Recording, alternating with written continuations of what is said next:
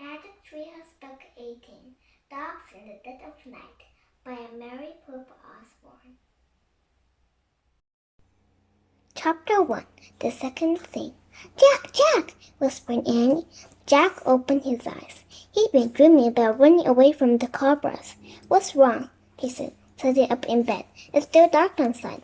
Nothing's wrong, whispered Annie. We have to go to the treehouse and come back before it's time to get ready for school. The treehouse, said Jack sleepily. Teddy and Kathleen may have translated the next line of the spell, said Annie. We have to see if they're there, or if they send a message. Huh? Said Jack. He was still half asleep.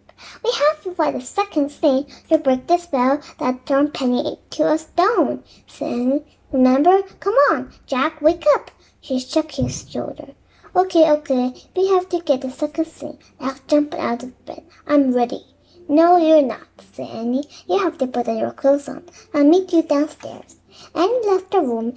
Jack quickly changed out of his pajamas into his jeans and wore a sweatshirt. He picked up his backpack and reached into the inside pocket. He pulled out the emerald rose they'd found in India. It was the first thing Teddy and Kathleen needed to break the spell and bring Penny back to life. Jack grabbed his notebook and pencil from his desk. He put them into his backpack, along with the emerald rose. Then he slipped quietly out of his bedroom and down the stairs. Annie was waiting on the front porch. The sky was just starting to become night. The spring air was damp and cool. Jack was glad that he had worn his sweatshirt. Oh, said Jack, let's go. Jack and Annie ran across the wet grass of the front yard and dashed down the sidewalk. The houses they passed were all quiet, but the world of nature was awake, with birds song and dogs barking in the distance. Jack and Annie crossed the street and headed into Bark Creek Woods. It was so hard to see in the shadowy dark, but they were so familiar with the path to the tossed oak that they quickly found their way. The treehouse was there, waiting for them, but no one was looking at the window. Darn, no Teddy and Kathleen, said Annie. Well, at least they sent the treehouse, said Jack. That must mean they were able to translate the next part of the ancient spell. They must have stayed in Camelot to work on the rest. Yeah, probably, said Annie. She grabbed the rope ladder and started up. Jack followed her. Inside the treehouse, daylight was starting to creep through the windows. Jack saw him scroll on top of the book in the shadows. That's it, he said. He picked up and read aloud. The second thing to break the spell is white and yellow flower. Live its meaning for yourself. It's only for an hour. A white and yellow flower, said. Well, it sounds easier than finding an emerald shaped like a rose. Okay, but where do we get to look for it, said Jack. He picked up a book from the floor and read the title aloud. The Swiss Alps. What does that mean? Asked Annie. The Swiss Alps.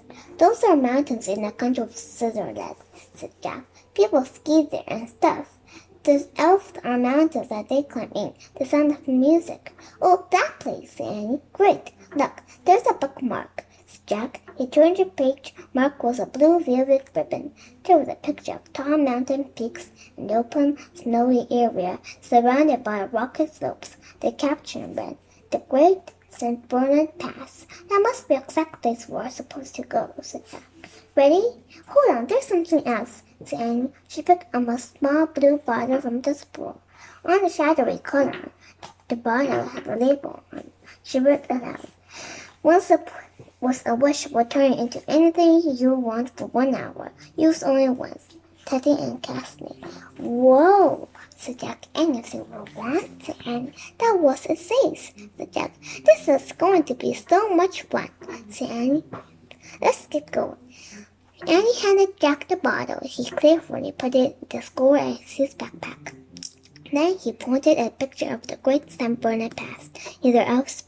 I wish we could go there, he said. The wind started to blow. The treehouse started to spin. It spun faster and faster. Then everything was still.